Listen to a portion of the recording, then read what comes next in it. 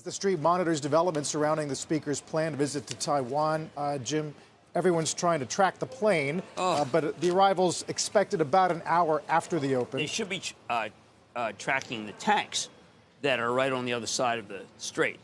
And the massing of tanks by the Chinese, obviously you can't just take a tank through the straits, but the Chinese are certainly preparing for something very big. Now, this, again, could be all brinksmanship, but I can understand when the market's down. It's certainly not anything that the Chinese are taking lightly. We are making a statement to the Chinese. We're not going to let you do these flyovers anymore. And I think that the problem with that is that after we leave, after Nancy Pelosi leaves, does the market go back up and they start doing what they were doing before?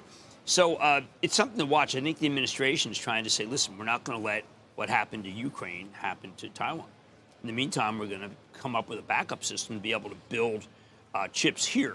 So it's all of a piece. I wish it were presented more coherently by the administration, but I had Secretary Raimondo on yesterday, and she made it very clear that we have to divorce ourselves from Taiwan in terms of production of key semiconductors. Right. I mean, there's two schools of thought. One is to assert yourself in that part of the world. The other is just to keep it calm because we've got so much going on in Europe, in Eastern Europe. Yeah, I mean, I don't think we're ready for a two-front war here.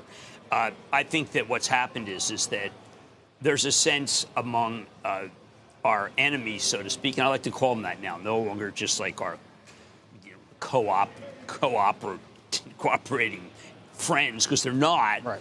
That they are all, after Afghanistan, are looking to test us. Not unlike when we lost the Vietnam War, when everybody wanted to test us, when the Soviets wanted to test us. And I think that the president's actions are all about saying, we will be tested and we will succeed. We will kill people who were involved with the World Trade Center. And we are ready to take on all comers. Now, the problem with that is that it's out of nowhere that they suddenly reveal a strategy. It's the same thing like when Jake Sullivan is running the war, our war response in Ukraine. It's not the Pentagon. And so everyone's kind of mystified about who's really running all this stuff. Is it Nancy Pelosi? I mean, how did this stuff come about? And Biden's not been clear. So I think one of the reasons why the market's down is we don't know what their goal is. Right. J.P. Morgan's note this morning out of the desk was she arrives around 10:20 Eastern. If there's no immediate reaction, expect to see a rip higher. Would you go? I mean, is that something you think is reasonable to expect? Yeah. I mean, look, I don't like this kind of thing because we're making a judgment. I mean, I'm looking at the 10-year saying that we're in trouble. That's what I think.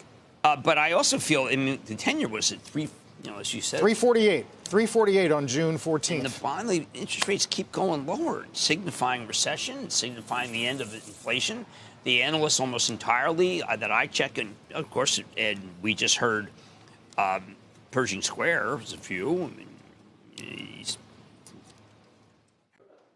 Shepard Smith here. Thanks for watching CNBC on YouTube.